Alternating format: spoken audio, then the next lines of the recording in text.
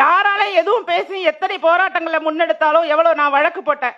டாஸ்மாக்ல 10 ரூபாய் 20 ரூபாய் கூட வச்சு விக்கிறீங்க. கிட்டத்தட்ட 4500 கோடி ரூபாய் வருஷத்துக்கு அதிகமான கள்ள வருமானம் புழங்கக்கூடிய ஒரு துறையாக அரசு துறை இருக்குன்னு வழக்கு போட்டு விற்க கூடாது அப்படின்னு சொல்லி தீர்ப்பு வாங்கி வச்சிருக்கேன். தமிழ்நாட்டில் எத்தனை பேருக்கு தெரியும்? நான் போட்ட வழக்குக்கு அப்புறம் தான் அந்த விலை பட்டியல் போர்டு ஒன்று வச்சிருக்காங்களா டாஸ்மாக்ல, அந்த போர்டு வைக்கப்பட்டது அந்த வழக்கு தீர்ப்புக்கு பிறகு. நான் கேட்டேன், நீங்க தயாரிக்கிற மதுவுல என்னென்ன பொருள்லாம் கலக்குறீங்க, அது குறித்த விவரம் வேணும். ஏன்னா அதோட தரம் அப்படிங்கிறது மிக மோசமானது. அண்ணன் சொன்னாரு வெளிநாட்டுல குடிக்கிறாங்க, கோடீஸ்வரன் குடிக்கிறான், வெளிநாட்டு சரக்கு குடிக்கிறான்னு. உண்மைங்க, இங்க குடுக்கிறது மது இல்லைங்க, அது விஷம், முழுவதும் விஷம். சரியான கணக்கு போட்டு எப்படியெல்லாம் எல்லாரையும் சாகடிக்கலான்னு ஒரு திட்டம் போட்டு நடந்துகிட்டு இருக்கிற ஒரு சதி. ஏன்னா அரசியலை நடத்தணும் அப்படின்னு சொன்னா ஏழைகள் இருக்கணும். ஏழைகள் எப்படி இருப்பாங்க? குடும்பம் சீர்குலைந்தால் தான் ஏழைகள் அதிகமாக இருப்பாங்கிறதுல அரசாங்கம் கவனம் செலுத்துது. இந்த சூழ்ச்சியை நாம எல்லாம் புரிஞ்சுக்கணும். இந்த சூழ்ச்சியை நாம புரிஞ்சுக்கணும் அப்படிங்கிறது தான் மிக மிக முக்கியமான ஒரு இடம். அந்த சூழ்ச்சியை நான் நினைக்கிறேன் இந்த திரைப்படத்துல நீங்க ஒருவேளை வெளிச்சமிட்டு மதுவினால என்ன பாதிப்பு வந்திருக்குங்கிறத காண்பித்திருக்கிறதா தான் சொல்லியிருக்கீங்க. அந்த இடம் நமக்கு இன்னும் புரியல. ஏன் இப்படி ஆக்குறாங்க, எதனால இப்படி ஆக்குறாங்க அப்படின்னா, மதுவால குடும்பங்கள் பாதிக்கப்படணும், அந்த குடும்பத்துல உள்ள ஆண்மகன்கள் இறக்கணும், அப்ப எல்லாம் வறுமை கோட்டிற்கு கீழே போகணும், அந்த பெண்கள் தவறான பாதைக்கு போயிடுவாங்க, அவர்கள் சமூக சிந்தனை இருக்காது. இந்த சமூகத்தை சிந்திக்க விடாமல் தடுப்பதற்கு தான் இந்த மதுவை அரசாங்கம் எடுத்து நடத்துது. அதுல எந்த சந்தேகமும் கிடையாது. மதுவை குறைச்சிருக்கலாம்ல, மாலை நேரத்துல மட்டும் கடைகளை திறக்கலாமா? படிப்படியா குறைக்கணும்ல. அதை செய்திருக்க முடியுமா முடியாத ஒரு அரசாங்கத்தால? ஏன் செய்யல? ஏன் செய்யல? மாலை நேரத்துல மட்டும் திறந்திருக்கலாம். இன்னொன்னு, 21 வயசுக்கு கீழே மது வாங்கக்கூடாதுன்னு சொல்லி எங்கேயாவது சட்டம் இருக்கா? ஐடி கார்டை காமிச்சு மது வாங்கன்னு சொல்றாங்களா?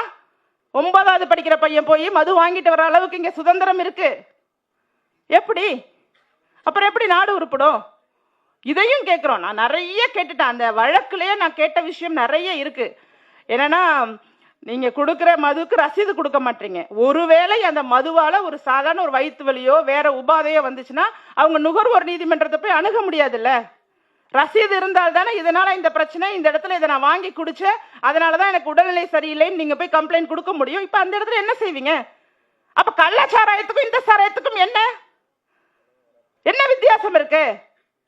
கள்ளச்சாராயம் குடிச்சா செத்து போயிடுவாங்க, இந்த சாராயம் குடிச்சா செத்து போயிடுவாங்களான்னு கண்டுபிடிக்கவே முடியாது. கேட்டா மாரடைப்பு, பரோட்டா சாப்பிட்டு செத்து போயிட்டாங்க, பரோட்டா சாப்பிட்டுட்டே இருக்கும்போது செத்துட்டாங்க, சிக்கன் பிரியாணியை சாப்பிட்டுட்டு செத்துட்டாங்க. இன்னைக்கு பார்த்துட்டு இருக்கீங்கல்ல, இன்னைக்கு ஏகப்பட்ட மாரடைப்புகள் ஏகப்பட்டது நடக்குது, ஏகப்பட்ட மரணங்கள், இளைஞர்கள்லாம் இறந்து போயிட்டு இருக்கிறத கண்ணால பார்த்துட்டு இருக்கோம்ல. அதற்கு முக்கிய காரணம் மதுதான். அதிகமான மது போதையில இறந்து போறாங்க. ஆனா அதை மறைக்கிறதுக்காக சும்மா ஏதாவது ஒரு காரணங்களை சொல்லிக்கிட்டு எங்க குடிக்காம போயிடுவாங்களோ. அதுல வேற டாஸ்மாக்ல அதிக விற்பனை செய்த அதிகாரிக்கு சர்டிபிகேட் கொடுத்தாங்க பாருங்க. ஐயோ, அதை விடலாம் ஒரு அநியாயம் எந்த நாட்டிலையுமே நடக்காது. எங்கேயாவது உண்டாது? சிறப்பா செயல்பட்டு மதுவை விற்பனை செய்த அதிகாரிக்கு சர்டிபிகேட். இன்னும் நம்ம என்னென்ன அசிங்கத்தை சொல்றது?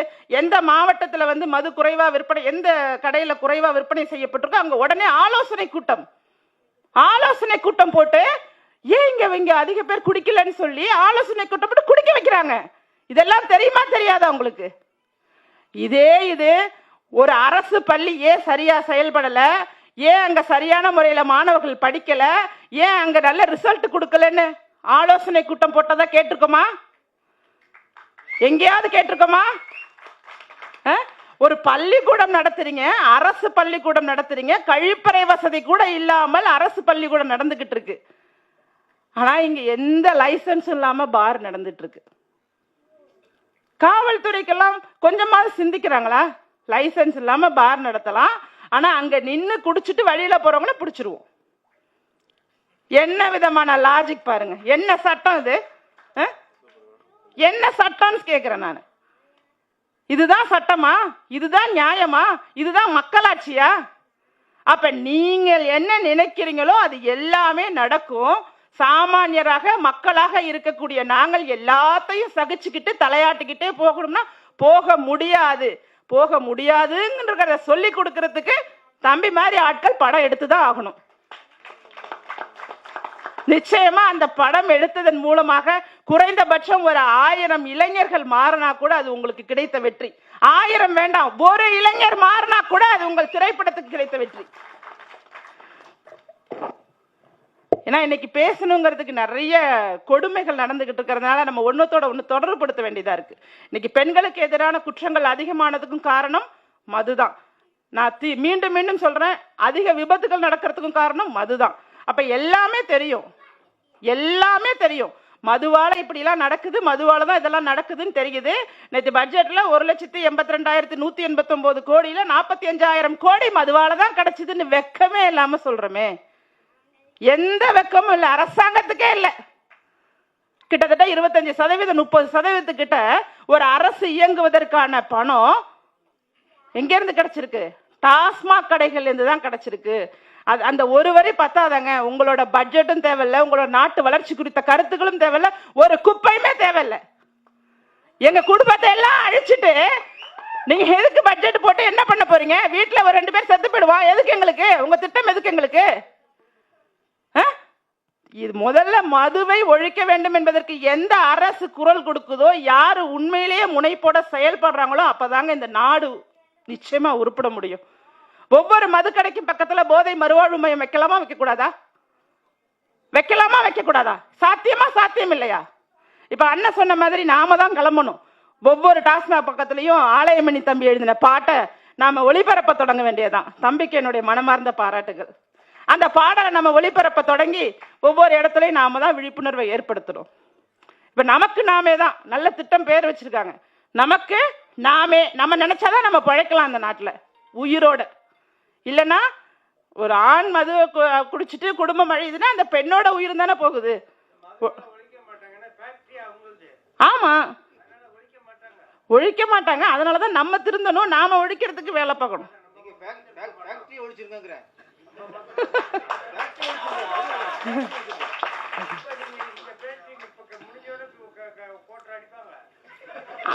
அதுதான் உண்மைதான். அது குவார்டர் அடிக்கிறவங்க மேல தப்பு இருக்குதா இல்லைன்னு சொல்லல.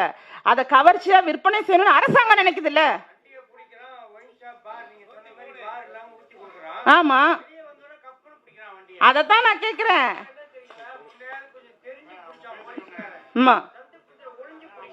இல்ல அதுதான் நீங்க சொல்றதெல்லாம் புரியுது. இல்ல சகோதரரே, இப்படிதான் இருக்கும்னு சொல்றதுக்கு நம்ம யாருமே தேவையில்ல.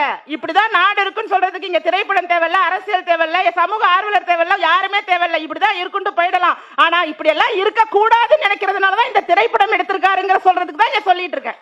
எல்லாருக்கும் தெரியும் இப்படிதான் இருக்கும். இது முடிஞ்சோடனே இங்க உட்கார்ந்து இருக்கிறதுல 60% பேர் குடிக்கதான் போறாங்கன்னு எனக்கும் தெரியும். இது தெரியாம இல்ல.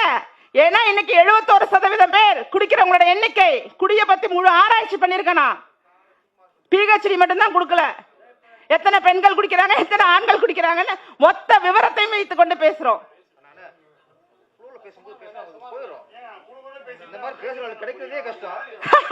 நன்றி நன்றி.